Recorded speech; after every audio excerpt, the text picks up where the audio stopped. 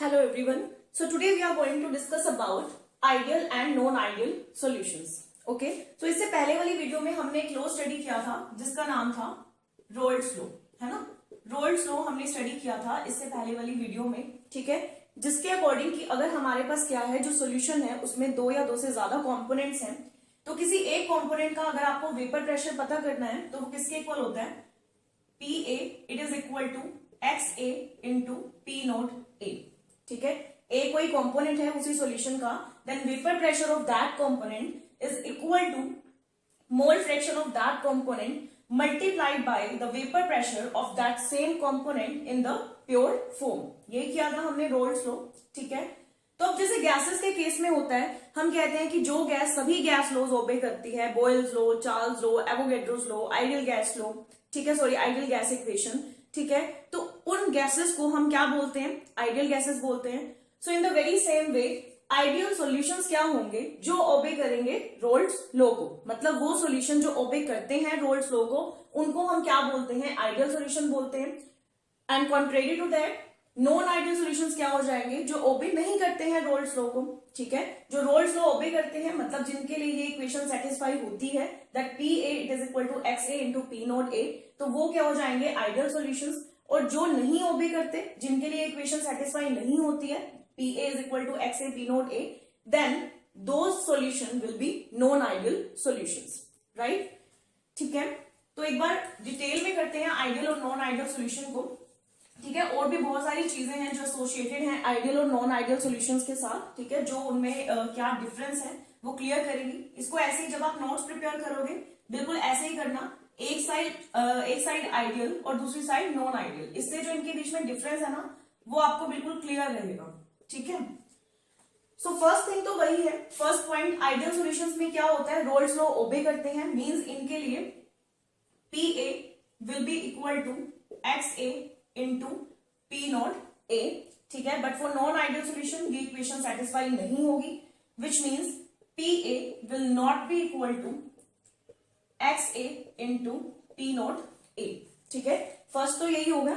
Second क्या चीज है कि आइडियल सॉल्यूशन के लिए जो डेल H है वो क्या होता है? इक्वल टू 0 होता है, और डेल V भी इक्वल टू 0, ठीक है? डेल H क्या है? Change in enthalpy, you know from thermodynamics, del H change in enthalpy कि कितना हीट लॉस या गेन हुआ, ठीक है, प्रोसेस में, और डेल V मतलब चेंज इन वॉल्यूम, वॉल्यूम में क्या चेंज आया। तो जब आप आइडियल सॉल्यूशंस में क्या होता है, जब आप कंपोनेंट्स को मिक्स करते हो कोई चेंज इन एंथैल्पी नहीं आता, मतलब टेम्परेचर में कोई चेंज नहीं आएगा, ठीक है? आपने बीकर लिया, उसमें दो कंपोनेंट ऐड किए, अगर वो आइडियल सॉल्यूशन फॉर्म करते हैं तो कोई हीट लॉस या गेन नहीं होगा, मतलब जो बीकर है वो ना तो पहले से ज्यादा गर्म होगा और ना ही पहले से ज्यादा ठंडा होगा, जिस टेम्परेचर पे था उसी टेम्परेचर पे रहेगा, ठीक है? या ये कहो कि जो हमारे कंपोनेंट्स हैं वो जिस टेम्परेचर पे थे बिल्कुल उसी टेम्परेचर पे रहेंगे, मिक्स करने पे कोई चेंज नहीं आएगा इन देयर एंथैल्पीज, ठीक है?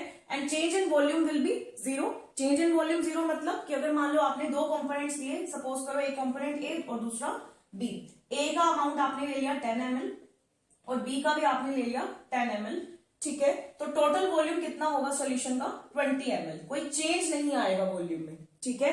जितना हमने ऐड करके जितना भी आना चाहिए उतना ही आएगा, चेंज इन वॉल्यूम में 0, कोई चेंज नहीं आएगा, जितना आना चाहिए 10 + 10 20 एग्जैक्ट उतना ही आएगा, ठीक है?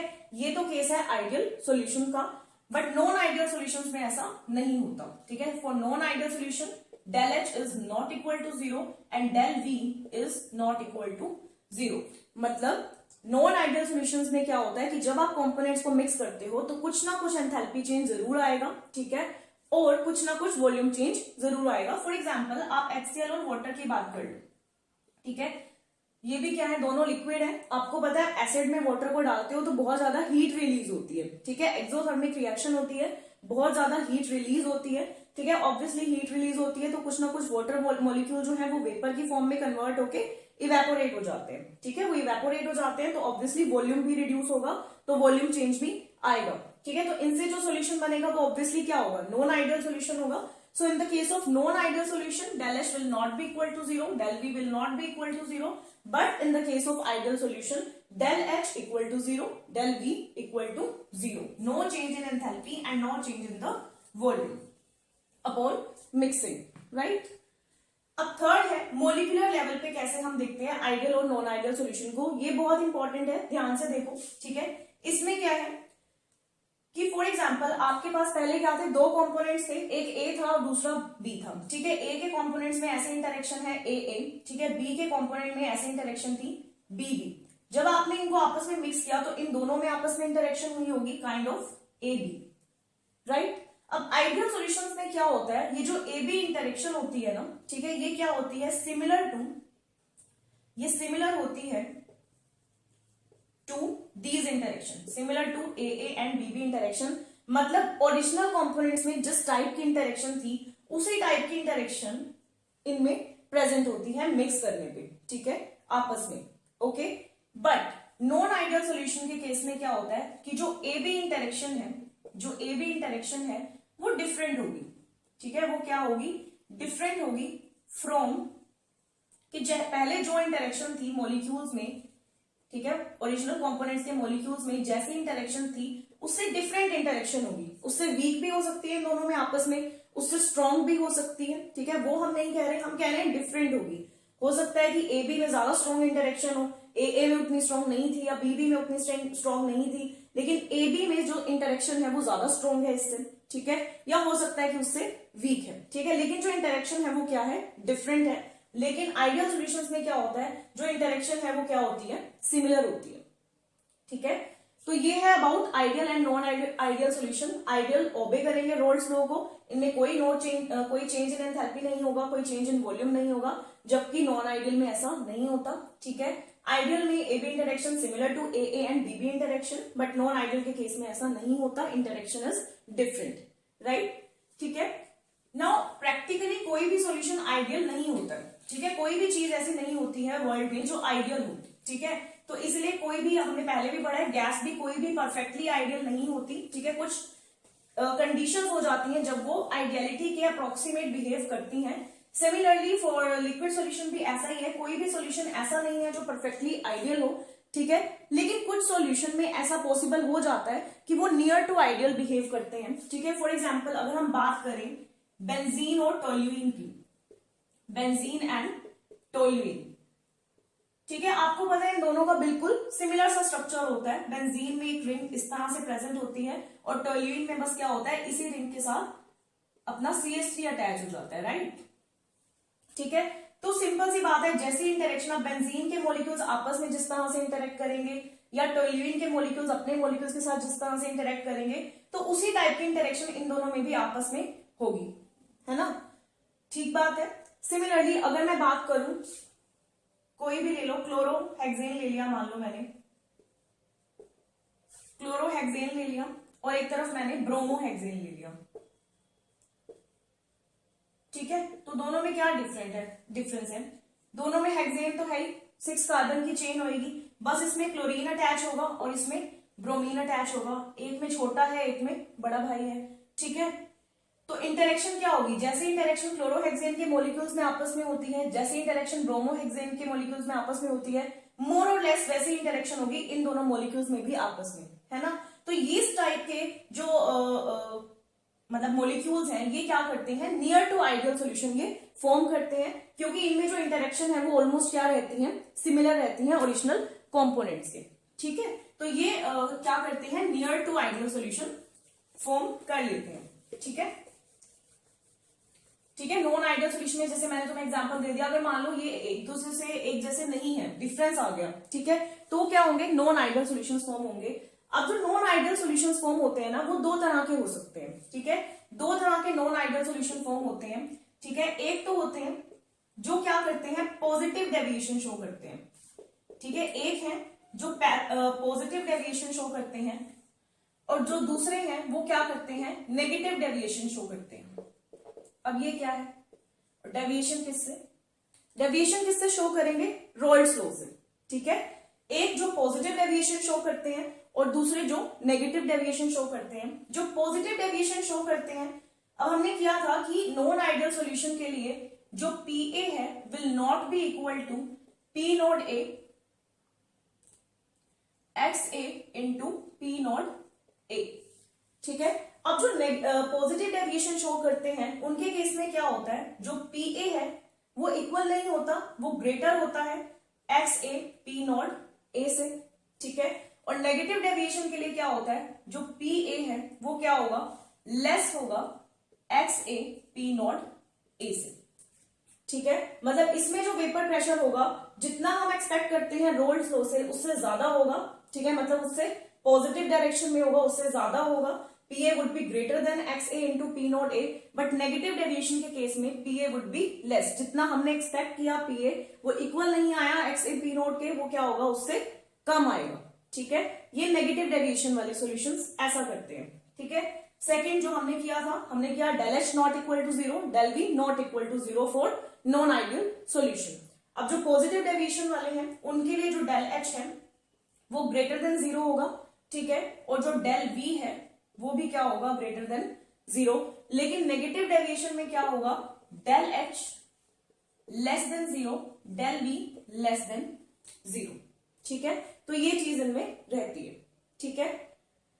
और थर्ड थिंग, ठीक है, तो इनमें क्या होता है पॉजिटिव, चलो इसको छोड़ते हैं, ग्राफ से समझते हैं पहले, ठीक है। तो ये चीज याद रखना कि पॉजिटिव डेविएशन में PA would be greater than X A P not A, ठीक है। और इसमें लेस हो जाएगा, इसमें del H greater than zero, del V greater than zero, और इसमें del H less than zero और del V less than zero, ठीक है। अब ये चीज पकड़ लेते हैं कि P A greater than X A P not A है, ठीक है। इसमें पॉजिटिव डेविएशन में पहले हम पॉजिटिव डेविएशन की ही बात करते हैं, ठीक है। आपको पता है जो रोल्स लॉ का ग्राफ है वो कैसा आएगा, पी ए, देखो क्या इक्वेशन है, P A it is equal to X A P not A, किससे रिजेंबल कर रही है, स्ट्रेट लाइन इक्वेशन से रिजेंबल कर रही है। y is equal to M X plus C, intercept यहां पर हमारा जीरो है, y एक्सिस पी ए, ठीक है। और x आप इसको ले लो, इसको ऐसे अगर मैं लिख लूं, ठीक है, तो ये हमारा x एक्सिस पे आ जाएगा, ये हमारा y एक्सिस पे आ जाएगा, तो ये हमारी स्लोप हो गई, इंटरसेप्ट हमारा जीरो है। तो इस तरह का कुछ ग्राफ हमारे पास आना चाहिए। अगर मैं इसको y एक्सिस ले रही हूँ पी ए, ठीक है, x एक्सिस पे इसको ले रही हूँ एक्स ए, तो स्ट्रेट लाइन आएगा, ठीक है। इंटरसेप्ट जीरो है तो ओरिजिन से स्टार्ट होगा, ठीक है। और जो स्लोप होगी ग्राफ की वो किसके इक्वल होगी, पी नॉट ए के इक्वल होगी। ऐसे ड्रॉ करते हैं हम, ठीक है, समझ आ गया। तो इसको थोड़ा सा अच्छे से ड्रॉ करते हैं। इस तरह का ग्राफ हमारे पास आना चाहिए अगर ये इक्वेशन ऐसे है, P A equal to X A into P not A. लेकिन पॉजिटिव डेविएशन के केस में हमने किया कि जो पी ए है वो greater than X A P not A है, मतलब जितना हमने एक्सपेक्ट किया उससे ज्यादा आ रहा है। तो ग्राफ किस तरह का आता है, ऐसे आता है, ऐसे है, ठीक है। ग्राफ कैसे आना चाहिए, यहां पर आपका पी ए है, यहां पर आपका एक्स ए है, ग्राफ आपका कैसे आना चाहिए, ऐसे आना चाहिए। बट पॉजिटिव डेविएशन वाले सॉल्यूशंस में जो पॉजिटिव डेविएशन शो करते हैं उनमें ग्राफ कैसा आता है, ऐसा। समझ आ रही है, मतलब वो क्या करते हैं, जितना वेपर प्रेशर एक्सपेक्टेड है उससे ज्यादा वेपर प्रेशर शो करते हैं। फॉर एग्जाम्पल इस पर्टिकुलर पॉइंट पे हम क्या, इस स्मॉल फ्रैक्शन पे हम क्या एक्सपेक्ट कर रहे हैं कि इतना प्रेशर होगा, इतना वेपर प्रेशर हम एक्सपेक्ट कर रहे हैं 0.1 जितना, ठीक है। लेकिन एक्चुअली होता क्या है, वेपर प्रेशर कितना आ रहा है, इसके कॉरेस्पॉन्डिंग इतना आ रहा है, मतलब 0.2 पे। मतलब वेपर प्रेशर हमारे पास इस तरह का ग्राफ हमारे पास आता है स्ट्रेट लाइन की बजाय, ठीक है। P A greater than X A P not A है, तो जितना हमने एक्सपेक्ट किया उससे ज्यादा हमें वेपर प्रेशर उसका देखने को मिलता है, ठीक है। ऑब्वियस ही बात है, अगर वेपर प्रेशर इसका इंक्रीज हो जाएगा, ठीक है, हमें पता है जब वेपर प्रेशर इक्वल हो जाता है किसके, एक्सटर्नल प्रेशर के या एटमोस्फेरिक प्रेशर के, ठीक है। जब वेपर प्रेशर इक्वल हो जाता है एटमोस्फेरिक प्रेशर के, तो उसको हम क्या बोलते हैं, बॉइलिंग पॉइंट, ठीक है। उस टेम्परेचर को हम क्या बोलते हैं, बॉइलिंग पॉइंट। उस पॉइंट पे बॉइलिंग स्टार्ट हो जाती है तो उसको हम बोलते हैं बॉइलिंग पॉइंट। अगर वेपर प्रेशर इंक्रीज हो जाएगा, ठीक है, तो जल्दी से एटमोस्फेरिक प्रेशर के इक्वल आ जाएगा, तो बॉइलिंग पॉइंट क्या हो जाएगा, जल्दी अचीव हो जाएगा, मतलब बॉइलिंग पॉइंट लो हो जाता है ऐसे सॉल्यूशन का, ठीक है। जितना हमने एक्सपेक्ट किया उससे लो बॉइलिंग पॉइंट आ जाएगा, सही है।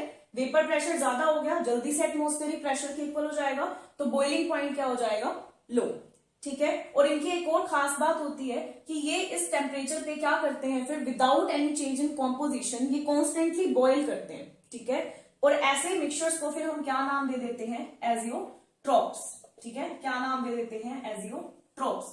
जो कॉन्स्टेंट बॉइलिंग मिक्सचर्स होते हैं, ठीक है, जो बॉइल करते हैं without any change in composition, उनको हम क्या बोलते हैं, एजियोट्रॉप्स या फिर एजियोट्रॉपिक मिक्सचर, ठीक है। और इनमें हमने बोला वेपर प्रेशर इंक्रीज हो रहा है, क्यों? क्योंकि हाँ, वेपर प्रेशर क्या हो रहा है यहाँ पर हमारे पास इंक्रीज होके आ रहा है, तो बॉइलिंग पॉइंट इनका क्या हो जाएगा? लो। तो ऐसे सॉल्यूशंस को हमने एक स्पेशल नाम दे दिया मिनिमम बॉइलिंग पॉइंट एजियोट्रॉप्स। ठीक है, मिनिमम बॉइलिंग पॉइंट एजियोट्रॉप्स ये फॉर्म करते हैं। मिनिमम बॉइलिंग पॉइंट एजियोट्रॉप्स क्या करते हैं? ये फॉर्म करते हैं, राइट? ठीक है, अब ये कहां हो सकता है? देखो, वेपर प्रेशर जितना हमने एक्सपेक्ट किया उससे ज्यादा आ रहा है। इसका क्या मतलब हुआ कि जो ए बी इंटरेक्शन है वो क्या हो गई होगी? वीक हो गई होगी।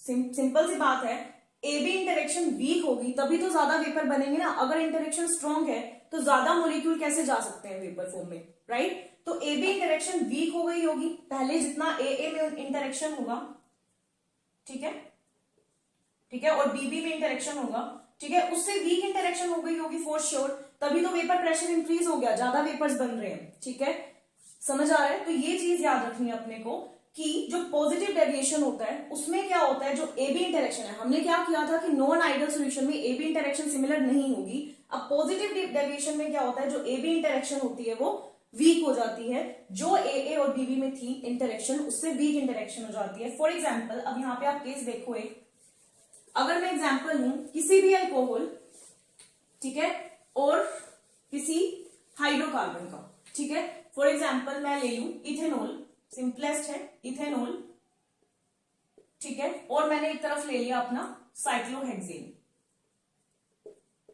ठीक है, साइक्लोहेक्सेन, ठीक है।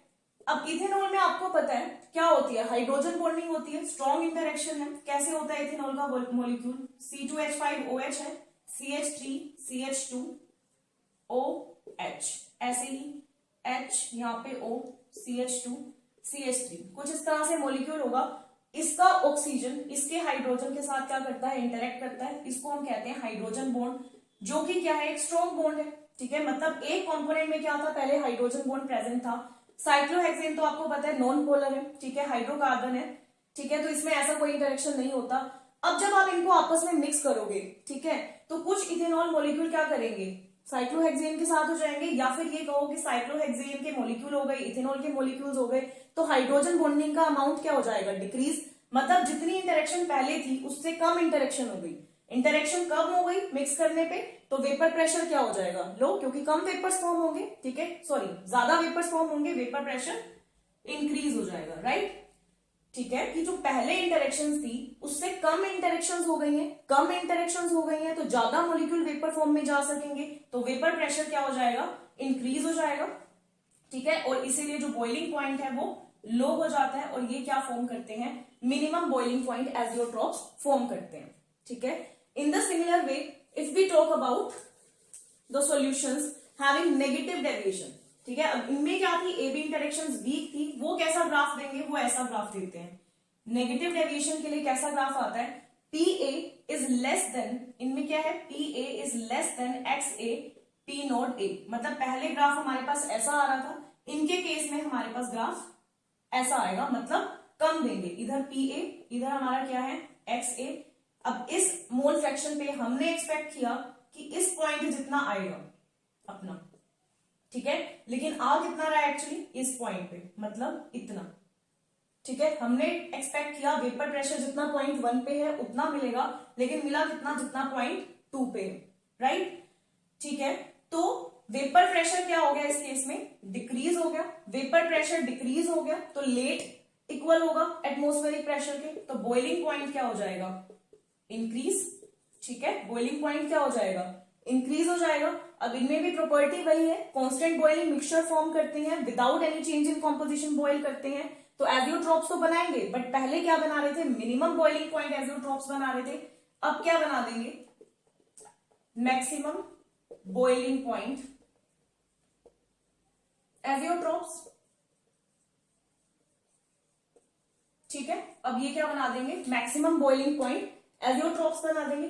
वेपर प्रेशर कम हुआ है, ठीक है, अब उसके अकॉर्डिंग एग्जांपल लो समझ के कि वेपर प्रेशर डिक्रीज हुआ है। वेपर प्रेशर डिक्रीज कब हुआ होगा? जब मिक्स करने पे intermolecular force of attraction increase हो गई होगी, मतलब जो ए बी में इंटरेक्शन है वो क्या हो गई होगी? स्ट्रॉन्ग हो गई होगी।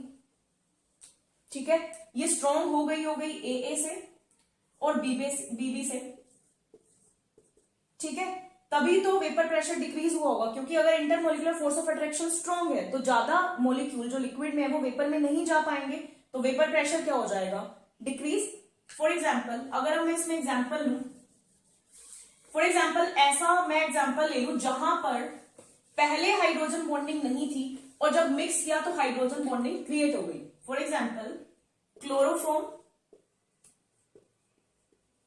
And acetone. ठीक है, आपको पता है क्लोरोफॉर्म में कोई हाइड्रोजन बॉन्डिंग नहीं है, एसीटोन में कोई हाइड्रोजन बॉन्डिंग नहीं है, लेकिन क्लोरोफॉर्म में क्या होता है, 3 तो क्लोरीन होते हैं, ठीक है, एक हाइड्रोजन CHCl3 होता है फॉर्मूला। एसीटोन में क्या होता है, C के साथ 2 CH3 और डबल बॉन्ड O। ठीक है, अब ये ऑक्सीजन इस हाइड्रोजन के साथ इंटरेक्ट करके क्या बना दिया इसने, हाइड्रोजन बॉन्ड, जो कि स्ट्रॉन्ग होता है, स्ट्रॉन्ग इंटरेक्शन है, स्ट्रॉन्गेस्ट इंटरेक्शन है। ठीक है, इनमें जो हम intermolecular force of attraction study करते हैं उसमें सबसे ज्यादा स्ट्रॉन्ग कौन सी होती है, हाइड्रोजन बॉन्ड होता है। ठीक है, तो पहले तुम्हें पता है क्लोरोफॉर्म में कोई हाइड्रोजन बॉन्ड नहीं था, एसीटोन में कोई हाइड्रोजन बॉन्ड नहीं था। ठीक है, लेकिन जब इनको मिक्स करते हैं तो इनके मॉलिक्यूल्स आपस में क्या बना रहे हैं, हाइड्रोजन बॉन्ड, मतलब इंटरमोलिकुलर फोर्स ऑफ अट्रैक्शन जो हो गई है मिक्स करने पे वो क्या हो गई है, स्ट्रॉन्ग हो गई है, वो ज्यादा हो गई है। तो ज्यादा मॉलिक्यूल जो है वो वेपर फॉर्म में नहीं जा पाएंगे, तो ऑब्वियसली वेपर प्रेशर क्या हो जाएगा, डिक्रीज हो जाएगा। वेपर प्रेशर डिक्रीज हो गया तो बॉइलिंग पॉइंट क्या हो जाएगा, हाई। ठीक है, तो बॉइलिंग पॉइंट क्या हो जाएगा, हाई हो जाएगा। ठीक है, और ये क्या फॉर्म करेंगे, मैक्सिमम बॉइलिंग पॉइंट एजियोट्रोप्स। ठीक है, so this is all about ideal and non ideal solution. Okay, so आज के लिए बस इतना ही। नेक्स्ट वीडियो में we will be doing colligative properties. Okay.